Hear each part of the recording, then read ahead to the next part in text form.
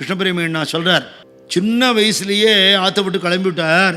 பண்டரிபுரத்தை போய் குருவை தரிசனம் பண்ணினார். ஜோதிட மடத்தில் நியம சந்நியாசம் வாங்கிட்டார். இந்த வார்த்தை யூஸ் பண்ணியிருக்கார், நியம சந்நியாசி, முறைப்படி சந்நியாசம் வாங்கிட்டார். சங்கர பீடத்தில் குருட்ட வேதாந்த சிரவணம் பண்ணினார், அஷ்டாங்க யோகம் பண்ணினார், சாதனைகள்லாம் பூர்த்தி பண்ணினார். குரு சித்தியானதுக்கப்புறம் அங்கேருந்து கிளம்பிவிட்டார். அதுக்கப்புறம் சாதனா அவஸ்தையிலேருந்து சித்த அவஸ்தைக்கு போனான். அவஸ்தைன்னா நம்ம கஷ்டம் நினைக்கிறோம், அப்படி இல்லை. அவஸ்தைனா நிலை. சாதனை காலத்துலேருந்து சித்தர்கள்னால் மிராக்கிள் பண்ணுறவான்னு அர்த்தம் இல்லை. யாருக்கு சித்தி ஆகிடுத்தோ, தோஸ் அட்டைன்டு, அவள் தான் சித்தர்கள்.